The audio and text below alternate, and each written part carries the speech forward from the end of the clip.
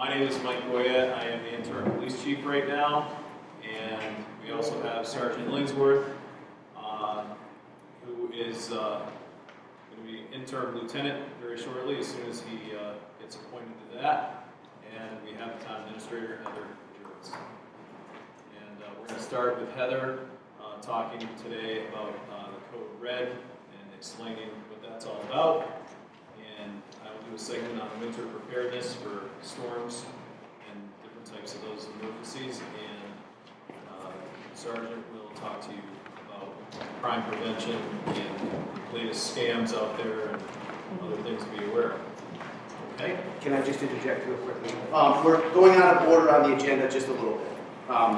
We're going to start off with that Code Red, so that's on the second page, item number 3. All set? All right. So just to give you guys a brief overview, Code Red. Can you raise your hand if you know what I'm talking about when I say Code Red? Awesome. So we have about 50% or so. All right, so Code Red, what it is, it's a reverse 911 emergency calling system. We can utilize this with using the phones. We can utilize this with emails, text messages, all the technology. The benefit of this program is that if something happens in town that we need to tell the residents, we need to tell you about, you need information on, we can get it to you right away by typing in the information once or calling on our end, and it goes out to all of the citizens in the town at the same time. So you get up-to-date information at the same time very quickly. We've used this in the past to let people know about snowstorms, when the town hall was closed. We've let you know when there was a water main break or flushing of the water system, so everyone is calm and there's no panicking with changes of the water color. We've also let folks know when there's town meetings, when there are elections. So we're trying to utilize this system to get the word out and get the information to people. You can sign up by using your home phone number as your contact information. If you have a cell phone number that you'd like to use, some people even have other family relatives who may live or may not live in town, but you'd like them to know what's happening so that they can make sure that they're either here for you if you need them to be, or they're at least apprised of what's going on.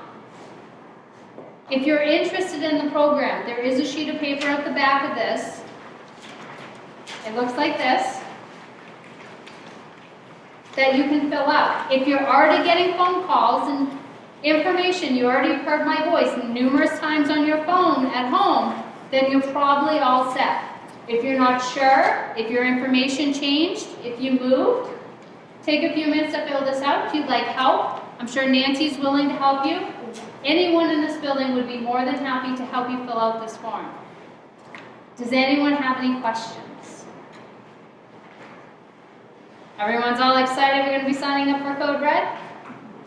If you ever need the information later, if you want more information, and you're available to be able to go onto the website, we have more on our website itself. And for those who are watching this video at home, you can go to the website or call the town administrator's office at 529-0106 for more information. Thank you. Have a great holiday season. Good luck. Thank you. Just out of a show of hands, how many of you have heard of Code Red already? Just curious. And are any of you actively involved in Code Red? If there's something that should come out of this, I hope that you actually sign up for Code Red, because it is an invaluable resource, especially if we ever have the scope of an incident like we did in 2011 with that snowstorm, you know. Especially with the advent of cell phones, where you might not need those power lines, you can get text messages and messages relative to updates on the town status. So I really encourage you to sign up for this, and if you don't have a computer at home or you're not very savvy on the internet, we have that form there for you to fill out, and we can take care of that for you. Or if you'd like somebody to go to your house and assist you, we can do that too. So just know that you have that resource out there for you. Chief? All right. I get the wonderful task of talking about the weather that we haven't experienced yet, which is a good thing in my eyes. Okay, so winter storm preparedness. I'm sure many of you already have ideas, about what to do. This is just kind of a refresher and maybe some things that you've never thought about.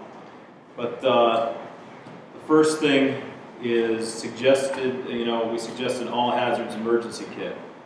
And if you turn to the, I believe, second to last page of your paperwork, there's a suggested list for that kit, okay, that we can quickly go through. Bottled water, all right, 1 gallon per person per day for 3 days.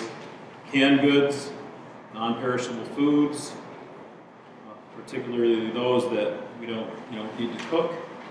Canned fruits and vegetables, canned soups, puddings, canned fruit, dried fruit and nuts, bread, cookies, crackers, peanut butter and jelly, coffee and tea.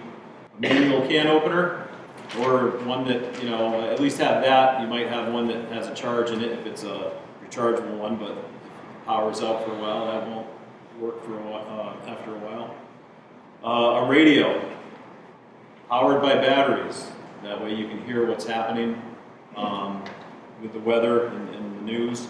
Flashlight, extra batteries, a first aid kit, diapers, wipes, baby formula for families that have babies, and wipes are great if you don't have water for some reason for cleaning up. Pet food, supplies, we can't forget about our pets. Prescription meds, if you know that there's a storm approaching, make sure that your meds are up to date with the quantity so you don't run out. Extra eyeglasses, contact lenses, and dentures. Extra batteries for hearing aids, wheelchairs, or other medical equipment. Medical oxygen tanks. Make sure your tanks, the levels are in the proper are at the proper level so you don't run out during a crisis.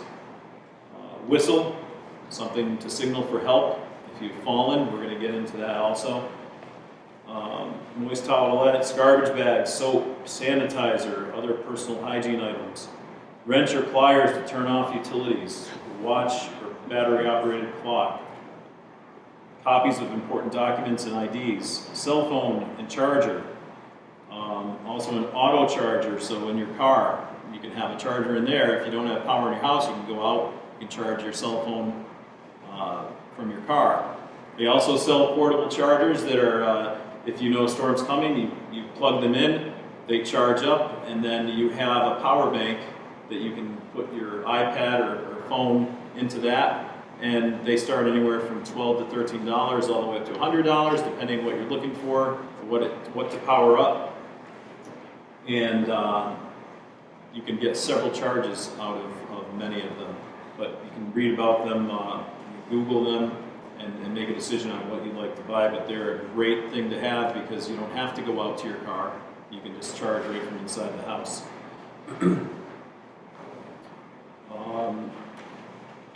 Cash. If the power's down, ATMs aren't going to work. Make sure you have some cash on hand. Water purification tablets and household chlorine bleach. A camp stove or grill, outdoor use only. You don't want to be using those indoors. Make sure you have fuel for them, waterproof matches or a lighter, change of clothes and sturdy shoes, sleeping bags or blankets, disposable plates, cups, and utensils, seasonal items such as warm clothes, hat, gloves for winter, and sunscreen for summer, books, games, puzzles, other comfort items, duct tape, and plastic sheeting or tarp. Duct tape fixes everything, right? All right, so go back to the front page.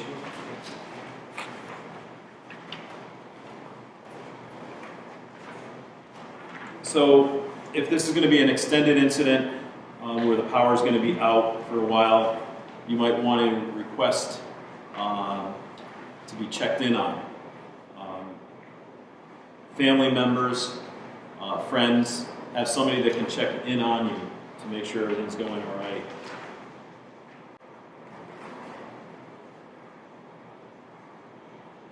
And police officers, we obviously will check in on you. Just call us. we have your name on a list, and we can check in, stop by the house, make sure everything's going okay.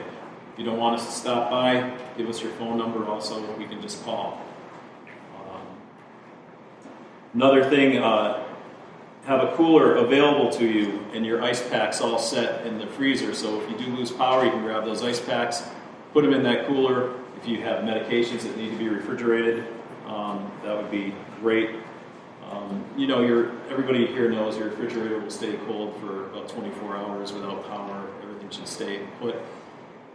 During that October storm, there were people saying, oh, everything's going to go bad, but we had snow outside.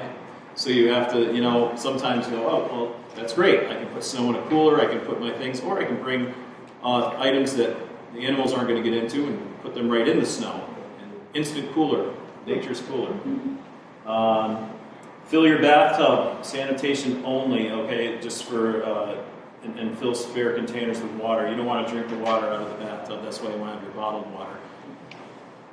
Another thing, if you have gas, hot water, you will always, you know, if you lose power, you should have hot water all the time with the gas hot water heater.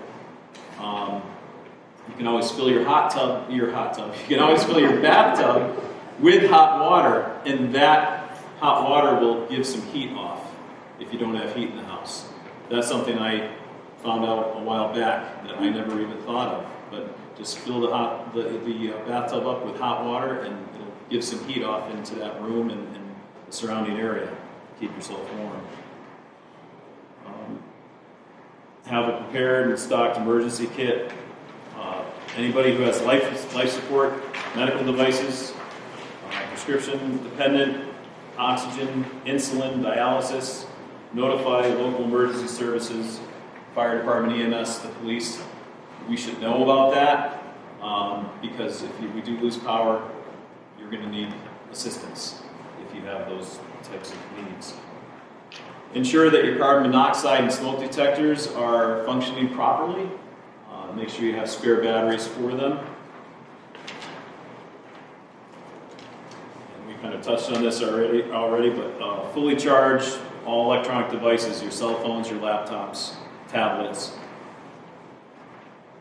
If you own a car, purchase a car charger for your cell phone.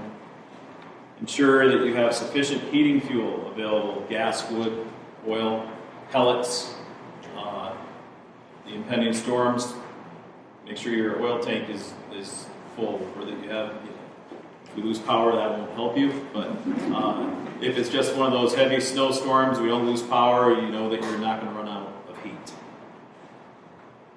If feasible and necessary, arrange for your driveway, sidewalk, snow clearing, family, or you have somebody else do it, a contractor.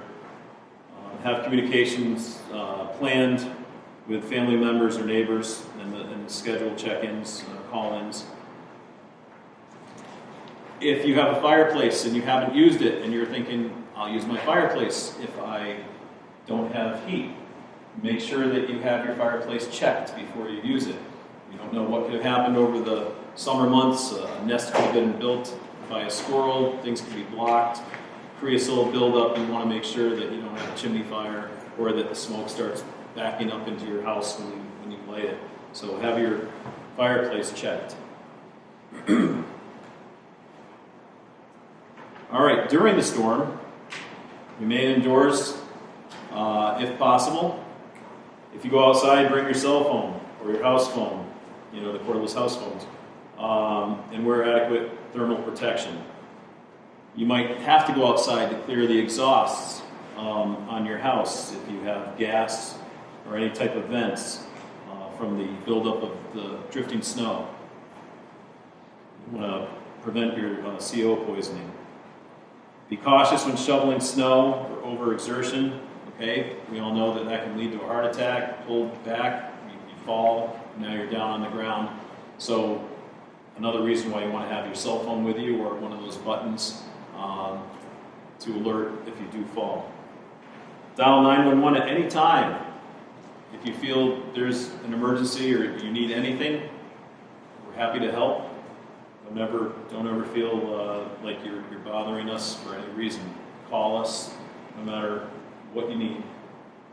If it's not an emergency, you can just call our regular business line of 527-1120, that's listed. And you can let us know what your concerns are, or if you have medical requirements, or if things are starting to go south on you and you need some assistance, we can help you out.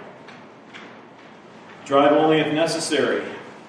If you do drive, make sure you have a hat, gloves, scarf, blanket, full gas tank in your car. If you go out, tell somebody when you're leaving, where you're going, and when you plan on being back. That way they can check in on you to make sure that you made it to your destination and you made it home.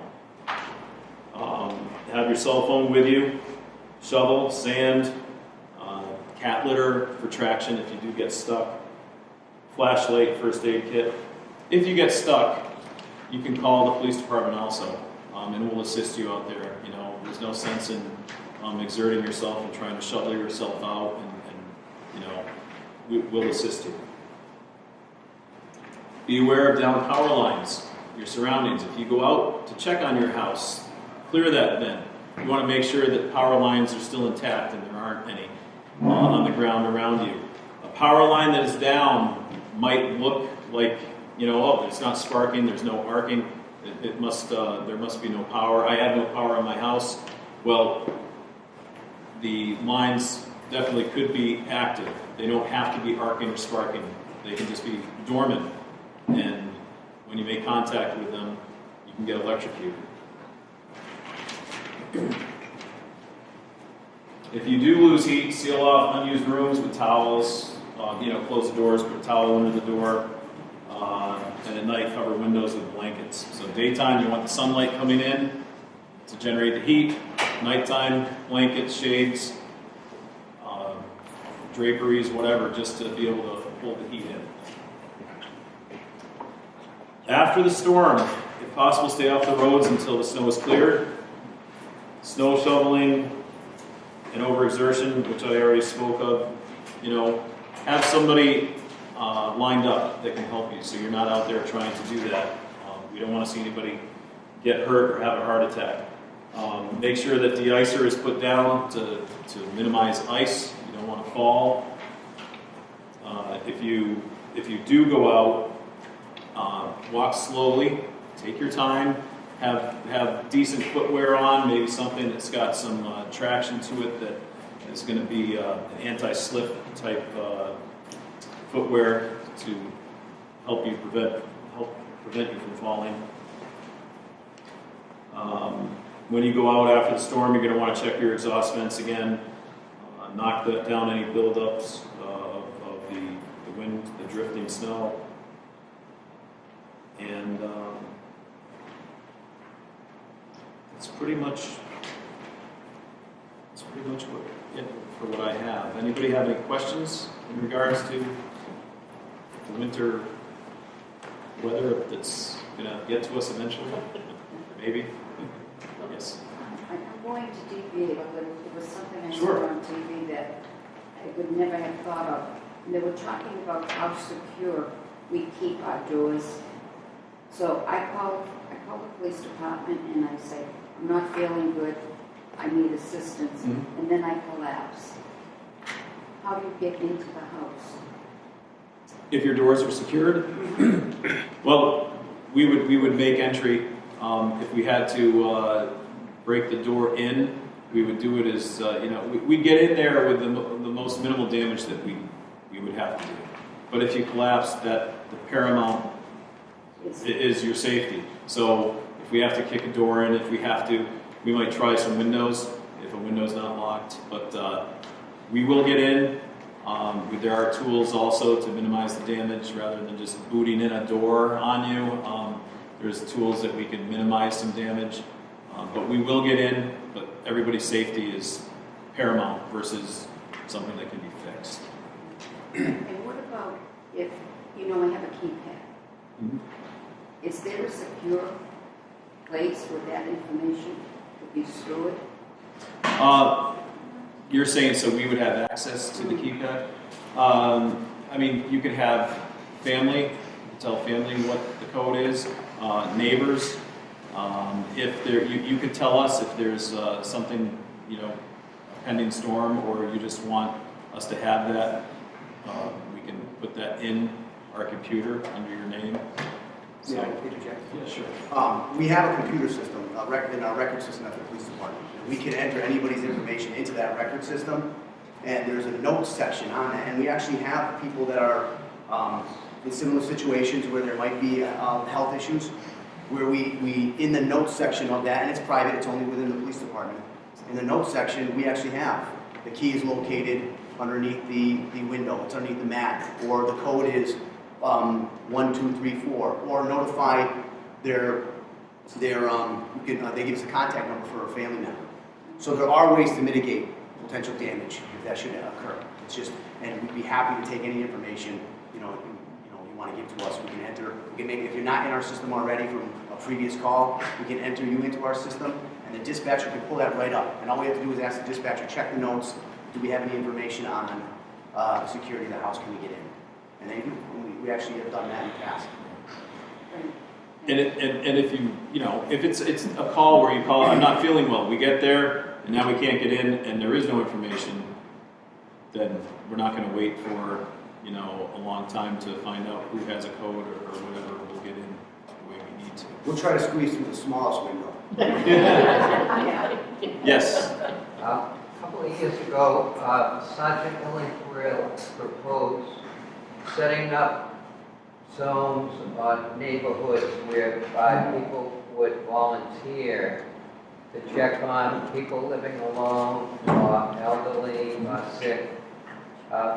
Is there such a list? Did it ever happen? There is a program, and it's administered by Jackie Sears. Jackie Sears, the select woman. Yeah. It's the CMAT, we call it the CMAT program. And it's the Citizens Emergency Management Assistance Program. And what we tried to do is we're trying, it's still in its infancy, but what we tried to do is set up neighborhoods where you have a liaison in each neighborhood who acts as the liaison between the police department for times of crisis, who acts as the liaison between that neighborhood and the police department during an actual, for instance, a large-scale snow event, or an extended power outage where it becomes a declared emergency. And we do have that program. What we're finding is we're trying to recruit more civic interest in it. We have about 3 neighborhoods established right now. But the neighborhoods right now are still limited. So if anybody wants to get involved in that, I suggest that you contact Jackie Sears, because she can administrate a meeting where we can try to set something up for your neighborhood, your particular neighborhood. We'd be happy to do that for you. How do we know where the vents are on the outside of the house? You're talking about if the snow gets on the vents, we have to clear those? Are we supposed to automatically know that? No, I mean, what do you have for heat? Yes. Yes, all right. So on the outside of your house, somewhere there should be some white PVC pipe that comes out of the wall. Oh, And in the wintertime, you probably see it's like steam, looks like steam blowing out of it. You ever seen that? I didn't pay attention to it, I should know that. No, but in that case, I mean, you could always call is it Holyoke Gas and Electric probably? Yeah. You could call, they could show you, I'd be happy to. Are there so many that we automatically know how many we have, or do we? Well, it depends on the system, but there could be an intake and an exhaust right next to each other. But what I would suggest is if you call the utility company, they could have somebody come out and show you all of that, or the fire department would help, the police department would help. In other words, just look for a white pipe is what you're saying. Yeah, and I don't want to, I mean, that's the norm, but I don't want to say, and then you can't find them, and then it's something else, so. Do you have gas? You said you had gas? Yeah. Is it natural gas from Holyoke Gas and Electric? Natural gas. Okay. Do you have a natural gas fireplace as well? Yes. So you know where your furnace is in the bathroom? Yeah, no, it's in the basement. It's in the basement. Yeah. So your vent is going to be essentially on the outside of that furnace. And I have only one, I mean, it's not on all sides of the house, just in that one place. One It's an place. exhaust vent. And If you have a fireplace too, there's gonna be a vent for the fireplace as well. And if I have a gas fireplace, which we do, just turn it on, do I have to worry about the creosote for the chimney? I don't not on care. gas, it's the Okay. cleanest energy. So, because people still call and say your chimney is clean, and I think, no, I don't think it does. Yeah, no, if you're not burning wood and it's only for the gas, you should be fine. All right. The other thing is, if you go in your basement, you should be able to follow from the furnace, because mine is in the center of my basement. Follow the pipes right, and then you'll see them going out the wall of the basement. Okay, that's the only vent we have to worry about then. Okay. Yes. I've heard of the lock box where you put a key in it and the police can access the Yes. key. But I'm not sure how that system works. And I don't think any thief, all they gotta do is break in the box and then get the key.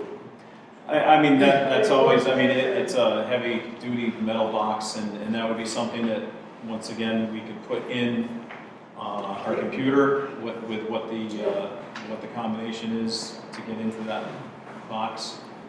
But, you know, I mean, they do make them, you know, to be anti-right.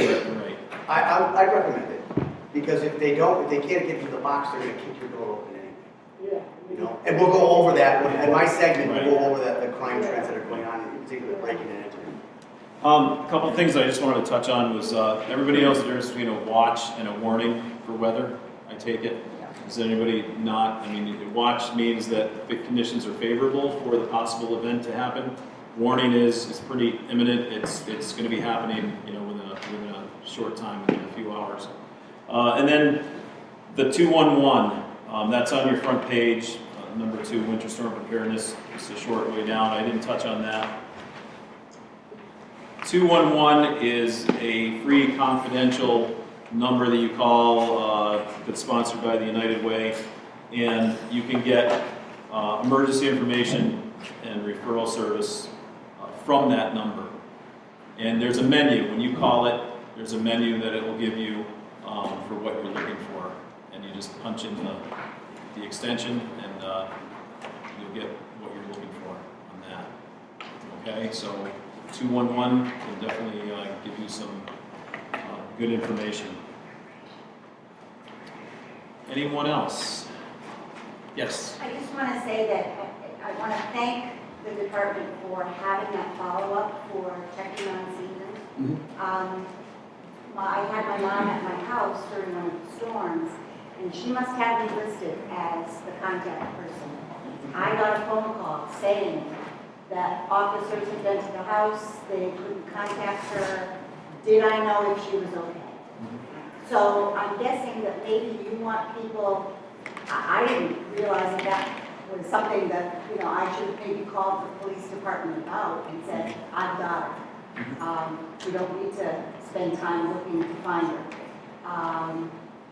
Is that an appropriate thing? Give a call in? Yeah, by all means, if you're going to move her somewhere else, you tell us where she is, and that the house, nobody will be at the house, and that will And save. then you don't just keep driving around and finding her. Correct. So bottom line is, anybody who wants to be checked on during a storm, call our department, we put you on a list, and we will go to your residence, and we'll check on you. All right, and like I said, some people don't want people stopping by, give us a phone number, we'll call. If we don't get a response when we call, we will then come over and see if we can speak with you then. All right, but if you do leave, if you're gonna go somewhere else, if you call us and say, I'm gonna be going to so-and-so's house, nobody will be at the residence, then, like you said, and then that will prevent us from making further phone calls and inquiries and checking on that. All right. What we'll do is we'll actually distribute a standardized form for you folks to fill out. We have to update the list anyway. And you can complete that form and then pass it into perhaps Jen or Nancy. We'll use that form as a list in our police department during an extended storm. An extended, it's 24 hours or more. Obviously, we're not going to check for 5 hours of, a small snowstorm or a power outage. But an extended storm, of course, we want to make sure that everything's on. Right. But even if it's going to be a small storm and you feel you want to be checked on, please, by all means, let us know. Before I start the crime trends and some of the stuff that's going on in town, I'd just like to introduce Don Snyder. Don Snyder is our town's emergency management director, and the police department works obviously very closely and hand-in-hand with the emergency management director. And, you know, Don is, whenever there is a crisis in town of a larger scale nature where they actually have to designate a statewide emergency, Don coordinates emergency services. Hi, very happy to meet you. I retired 2 years ago. My mother resides with me on Red Hill Road. She's 100 years old, a retired school teacher. And she watches the news most of the time, and she's quite feisty right now. I just wanted to say, yes, we have a lot of plans in place. We are modifying them at all times. There's a lot going on. I'd like to discuss with the director later on, perhaps, about starting a warming center and a cooling center during summer storms and a warming center during winter emergencies. And there's a lot going on here, and Code Red is very, very important. I believe you mentioned Code Red already. So without too much ado, I will end with that. I know bingo is on for 1 o'clock. Yes. So,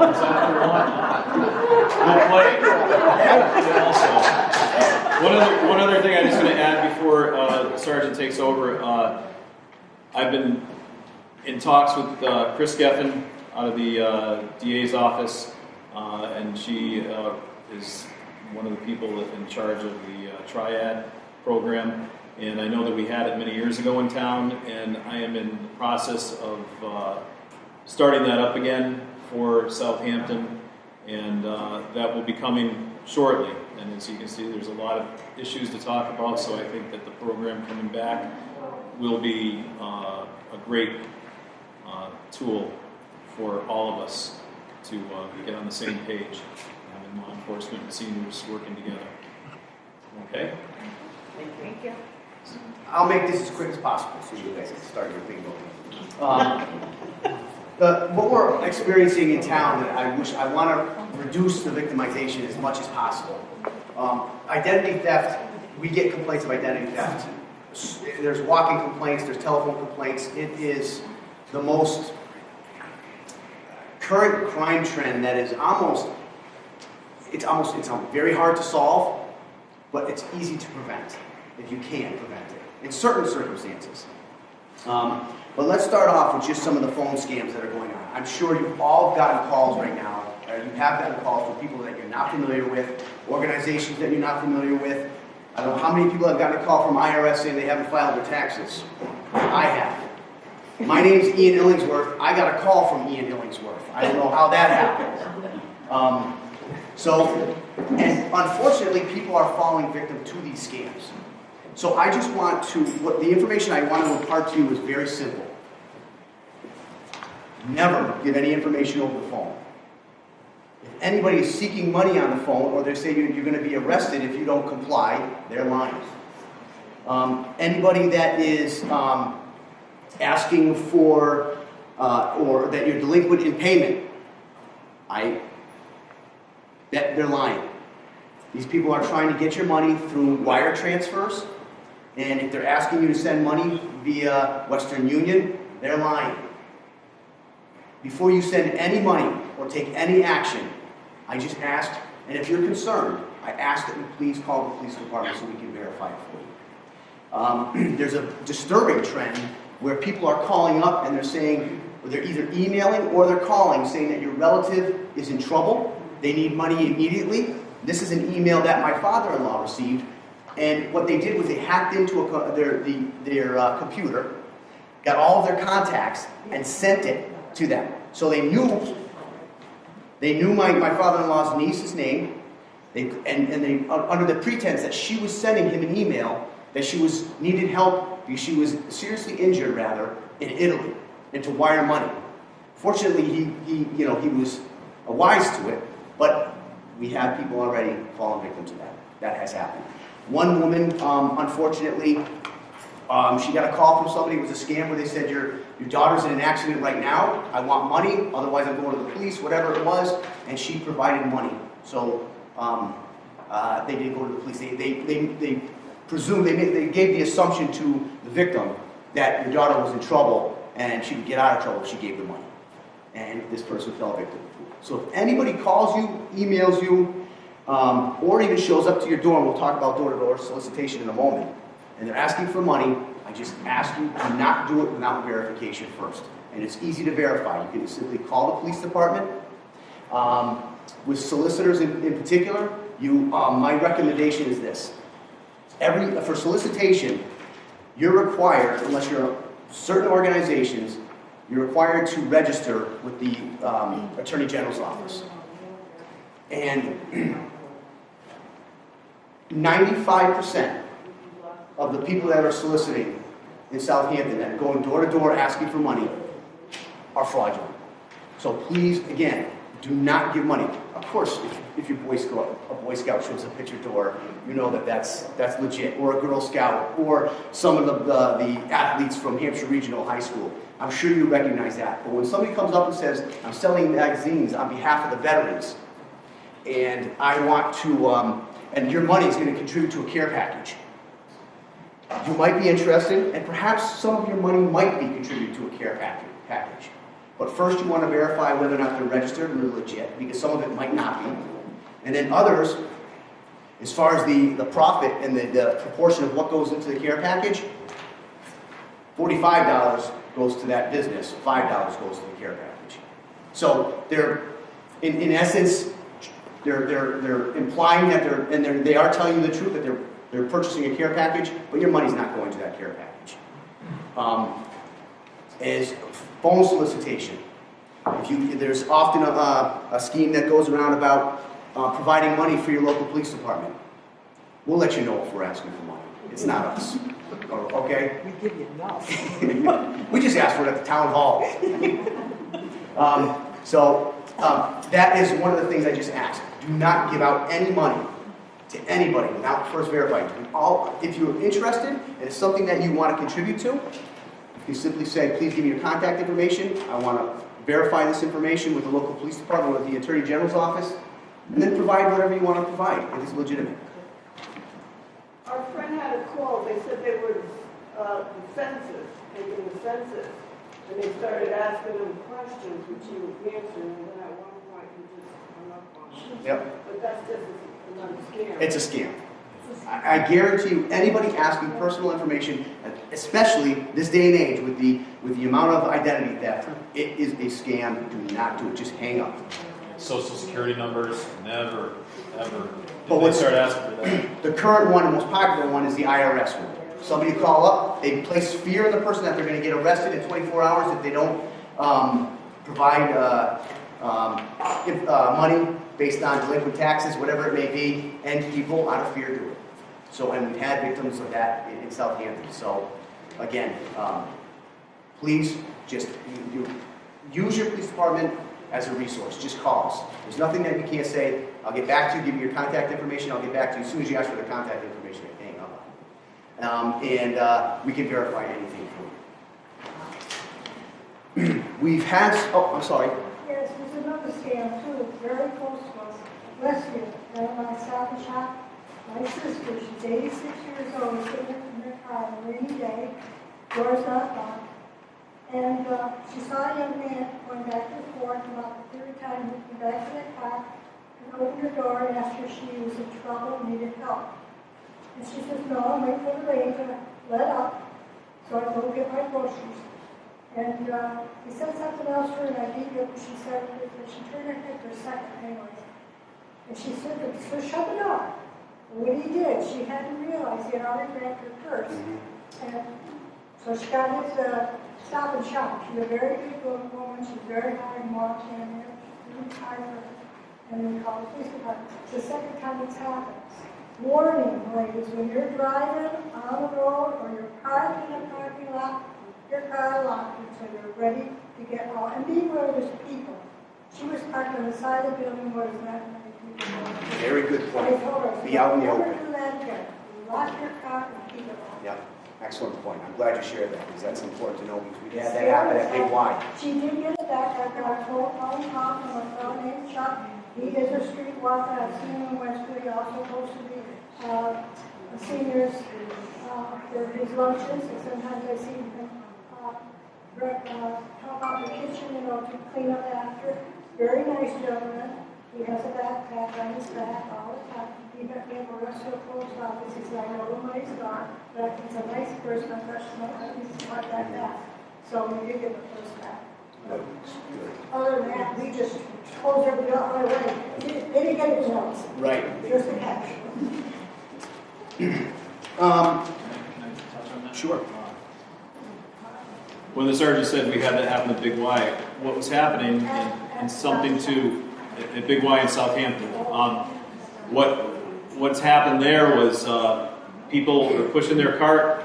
A lot of times you put your pocketbook up in that front section, and what you do is then you have the cart here, you open your trunk, and you're taking care of your groceries, and your purse is sitting up in the cart. And we had people that were watching and waiting, and they just come out from the cars, they walk by, they take your purse, and then you're all of a sudden looking and trying to figure out, did I leave it in the store, did I leave it at the register, and it's too late. We also leave the person and let go of it to go get things and turn it back. And that was Right, even in the store, you should always just have it on your shoulder or on your person, because if you have it or lower in the cart with items on it, but you just never leave it out in the open, because it's so easy for somebody to grab your billfold out of it and or the whole purse. So always just have it on you is the best thing, and then don't leave it in the cart while you're putting your groceries in the trunk. The one other popular computer scam right now, or phone scam, is it's called the Windows repair scam. Windows as in your operating system for your computer.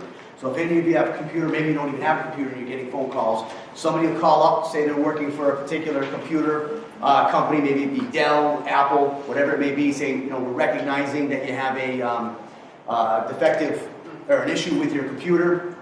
They say they can remotely fix it, and then they ask for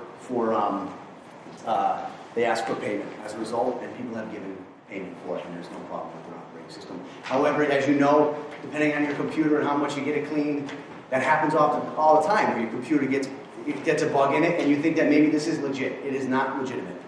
So again, anybody that calls asking for services, requesting money, please contact the police department so we can verify it for you. And then the one last thing I want to touch on are the house break-ins. What occurs in a house break-in, especially now the trend, is the causes of house breaks are drug-dependent people.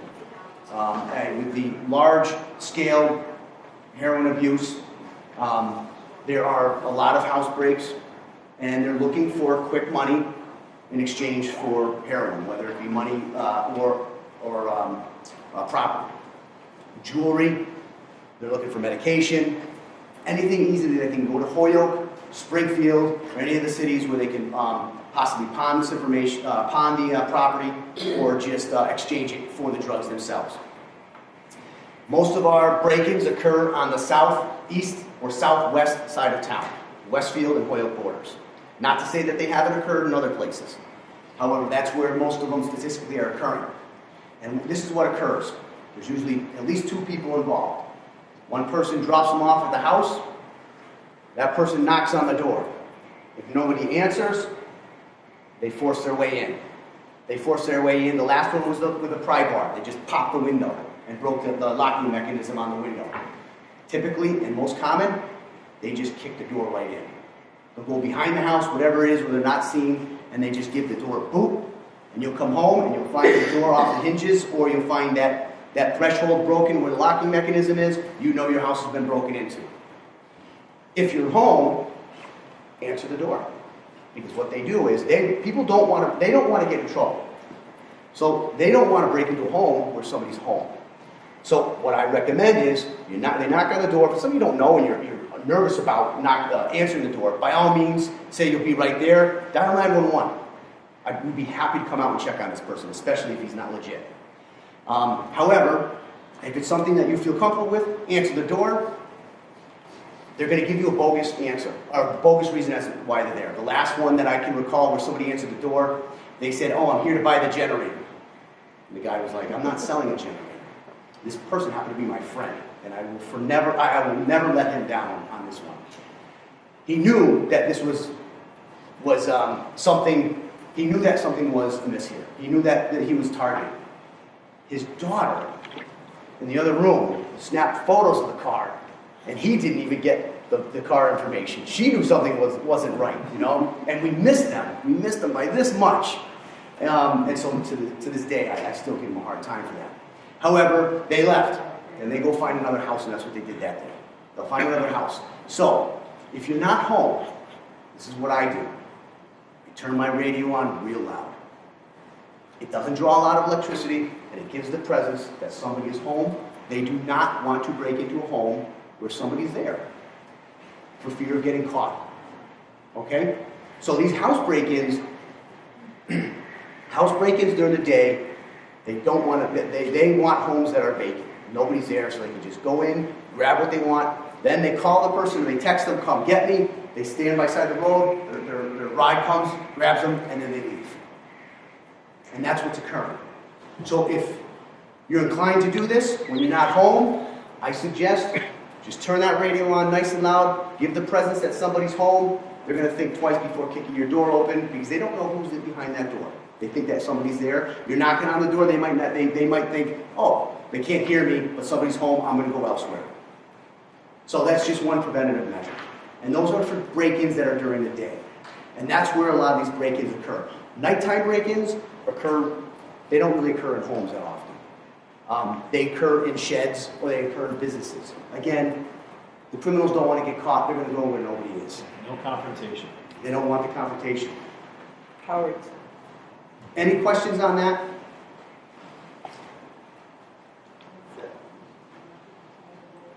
All right. Just add one more thing. You talked about, the bad things like somebody's going to be arrested or somebody's hurt and send money.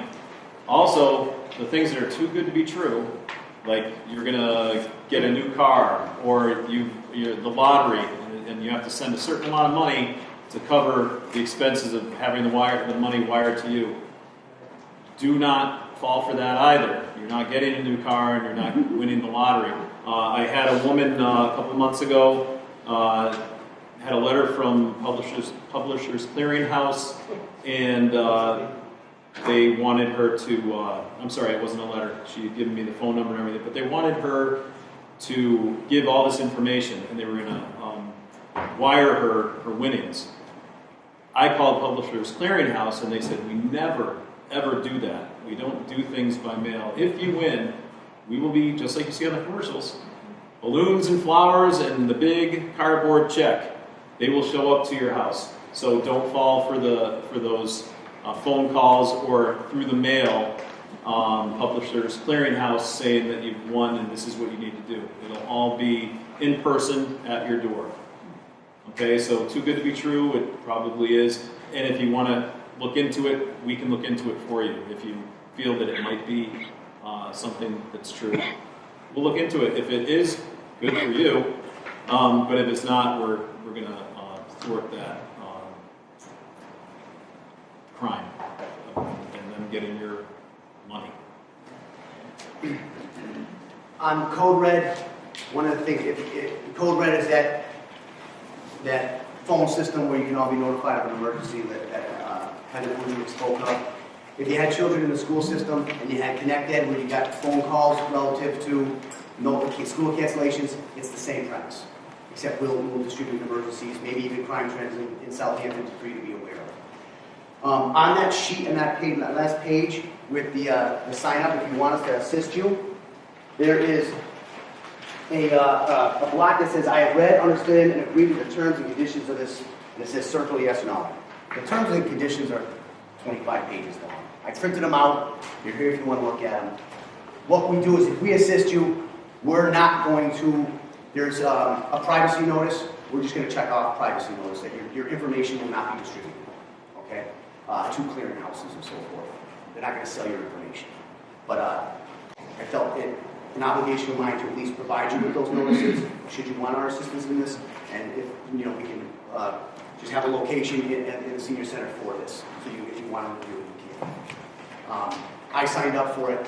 I think it's a very valuable resource. Okay? Thank you. Anything else, anything we did cover that you want to talk about real quickly? Anything we didn't cover? Okay, I was gonna hit that. He said, back at the beginning, if we're getting calls now, when there's a town meeting or an emergency, we don't have to sign up, we're okay? No, you don't have to. No, Yeah. you don't have to. And you also have the option to have emergency calls only or those administrative calls. Those calls about the town meetings or the calls about the crime trends or about your the water status or whatever it may be. Those will be administrative. Emergency calls are, you know, take action, this is what's occurring. Okay? And a quick thing, if you haven't heard, we do have the drug take-back box located in the lobby of the Southampton Police Department. 24/7 access, somebody's always there, and I just invite you to drop off any of your prescription drugs that are expired and or not used any longer. It's a great outlet to be able to get rid of them out of your residence, and they're not being put into the water table or anything like that. They'll get destroyed properly. No questions asked. You walk in. There is a list of what they accept, what we accept, and what we don't accept. You know, like no syringes, no chemotherapy drugs, no aerosols, liquids, but you can see what we do offer. It's listed right there.